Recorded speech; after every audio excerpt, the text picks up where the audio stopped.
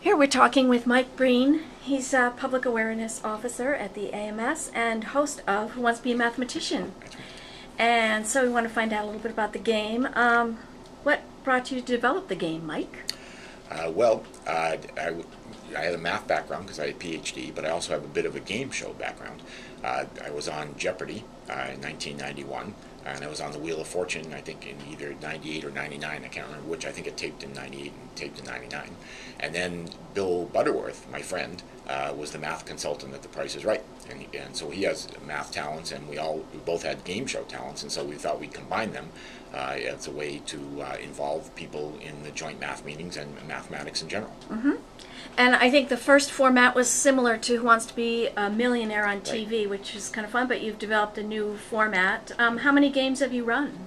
We've run about 60 games over the years since 2001, and we went with a new format so that more students could get involved. In the old format, it's one at a time, and so it was hard to get everyone involved. Right. It's great to see all the fellow classmates in the audience doing the wave and holding up signs and everything. Mm-hmm.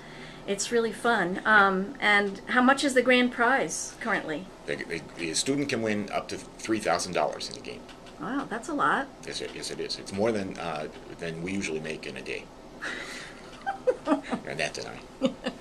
And so we have regional games, right, and then we had our first national game, right, in January at the joint math meetings. That was a little different in prize structure, right? Right. Yeah. So at the national game, the top prize is $10,000, $5,000 for the student, and then $5,000 for the math department of the student's school. Wow. And so, and math departments, just like math people, aren't swimming in money themselves. So right, it's a good opportunity for the high schools. Yeah.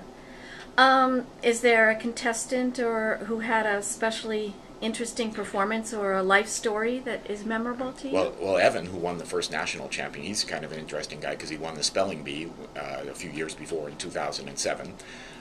Sometimes one teacher came up to me once and told me about a student who was very shy up until he had appeared on the game, and then when he got on stage, he noticed that everyone enjoyed his explanations for the answers and how he was doing. So mm-hmm, after that, he said he really came out of his shell, and he was a very popular student after that. We've also had people tell us that a student can go to a particular college or university because of the money they won.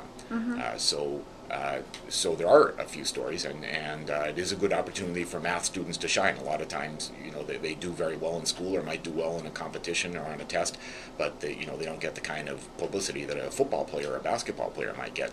And this is a chance for them to be noticed for being excellent themselves. Right, and you always offer them an opportunity to explain their answers, and that's always good, especially at the joint meetings when we have a bunch of research mathematicians there.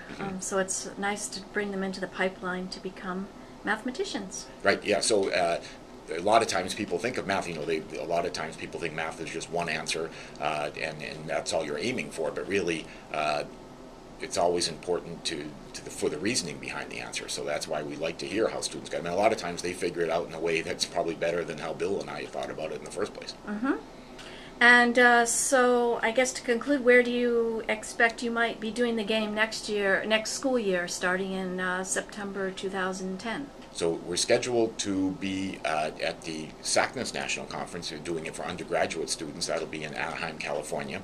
We'll also do it at the Arnold Ross Lectures, which will be in Pittsburgh, Pennsylvania. And we will also be doing it out of the country in Vancouver, Canada, at the University of British Columbia and the Pacific Institute for the Mathematical Sciences.